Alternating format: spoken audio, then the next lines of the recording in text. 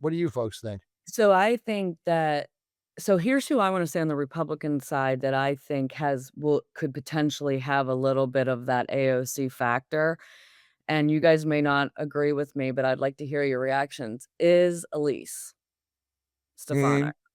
Oh, Does God. she connect with that women vote? Does she connect with, the younger vote, at least as a VP? I mean, if she runs for governor of New York, which I think she will, Uh, does she have something that some of these other candidates don't? Like, I don't think that DeSantis can make a comeback, you no, know? I just don't Agree. Or think I she people completely agree.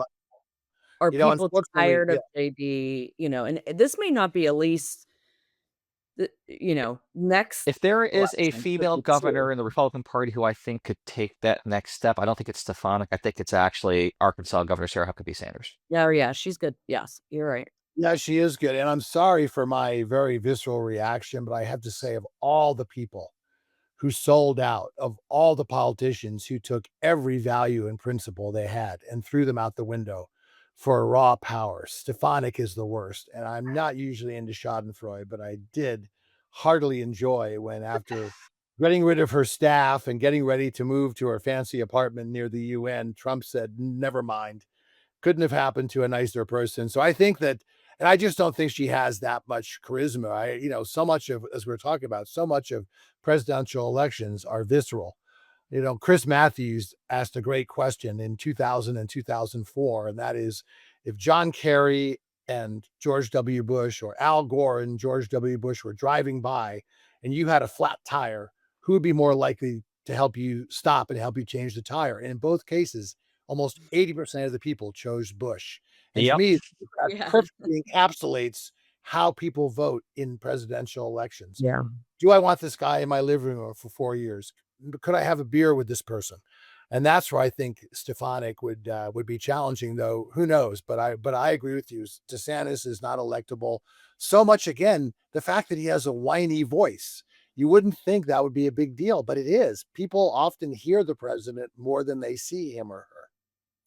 Also, the one thing I wanna say is the fact that we're talking about candidates and majority of them are women right now, I love it. That's great. That's great. I think the reason I don't buy this stuff, "Oh, we're not ready for a woman and this country is sexist." I think the reason we haven't had a woman is that Hillary and Kamala were weak candidates, not that the country isn't ready to elect a woman. What do you think, Kurt? Well, I think that Democrats are ready to elect a woman. We've nominated women 2 of the Mhm. last three presidential elections. Republicans have not yet had a female Republican nominee. Um, and certainly in my lifetime. So I'd like to see. I was rooting for Nikki Haley. Like I think that she would have done an outstanding job. I think that she would have gotten a lot of crossover support. I think the version of the Republican Party that I'd like to believe in again is much more aligned with the Nikki Haley's of the world than frankly with the Elise Stefanik. My issue with Stefanik is she clearly doesn't stand for anything. She has completely done a 180 on people don't forget she came to Congress as a centrist, as someone who wanted to work with both sides of the aisle, who was bemoaning the politics of the right. Like that's how she got elected in the first place.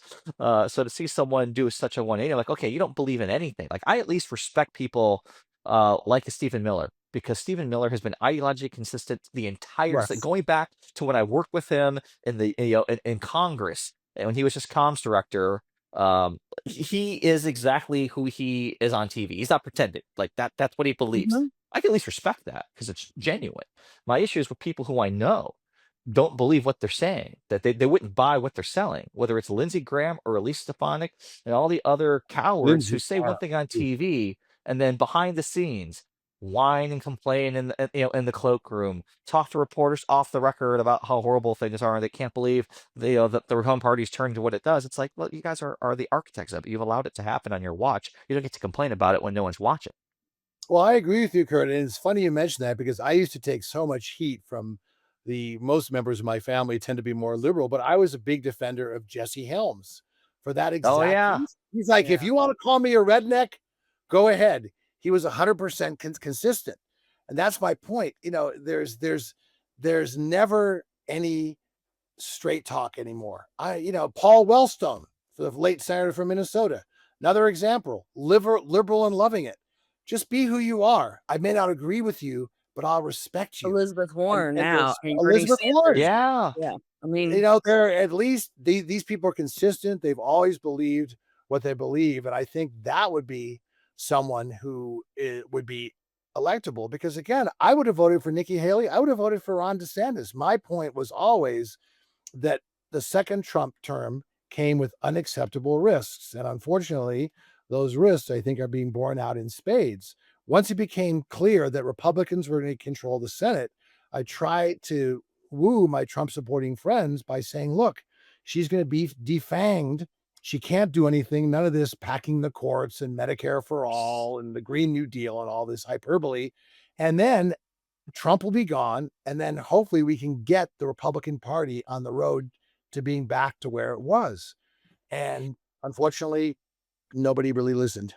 I wanna just put I don't wanna push back, necessarily, it's more of a comment. After everyone you guys just talked about, and I agree with you on all of it, but when people are especially the media, are so, like, having meltdowns in fetal positions right now about what Trump's doing, what Mhm. is he doing that he didn't say he was gonna do?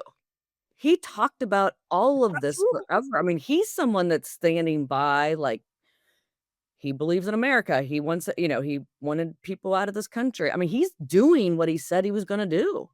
Well, I think the pushback on that, Ashley, would be yes, people elected him to be tough on immigrants. They didn't elect him to start snatching students and people off the streets without due process. Yes, they thought he was going to do tariffs, but they thought it would be more like Trump one, where it would be more bark than bite, and there'd be some tariffs, but it wouldn't be even. And they also thought that he cared about markets because he did care about the stock market in his first term. So I think that it's a lot of us, including yours truly, expected him to do a lot of this stuff. We just didn't expect him to do it in the extreme fashion that he did or that he And has. and again, I think we wait and see what actually is the end Yeah. of this, but I remember, we lost Kurt. There you are, Kurt. I Yeah. remember during the Mhm. first tariff, so the first term of Trump, every one of my clients were like, you know, Christmas isn't gonna happen because we're not gonna be able to get products for the Christmas tree, like decorations and all this, and at the end of the day,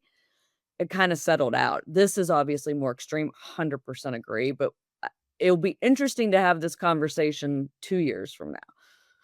I agree, and it's interesting because I always try to watch both sides to be attuned, and the opening story on Sean Hannity last night was the alarmism about climate change. And I have to say, when people make good points, I'll always acknowledge them.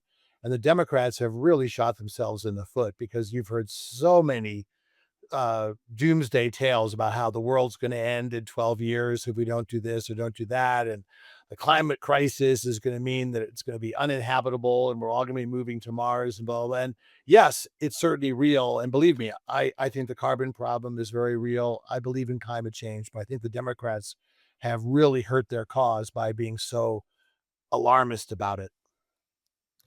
It's kinda the extreme on both sides. We Yeah. we always have the pendulum swing. I Right. I remember when my son, who's now 16, was, like, in 4th grade, he was like, "Are we not gonna be on this earth anymore?" Because that's what they were teaching in school, that I'm like, "Oh gosh, maybe I need to get a new Well, sh." yeah.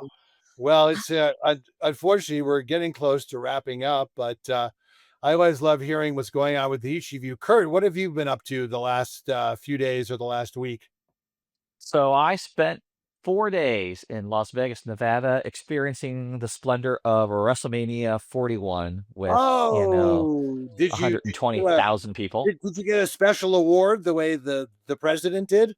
Sadly not. I should have though. Oh, Actually, a lot of shucks. people were wondering if Trump would show up. Like there was a lot of Mhm. rumors like that he might appear because he's known for going to big fight events, and Dana White was there, who's obviously uh you know uh the head of UFC, and oftentimes is seen with Trump at events like that. So it's a fascinating kind of sociological test of like this is our country. I mean, really, every demographic, every age, every race, every geography is part of the WWE universe, and it's always so interesting to watch the characters who who do well, who are over with the crowd.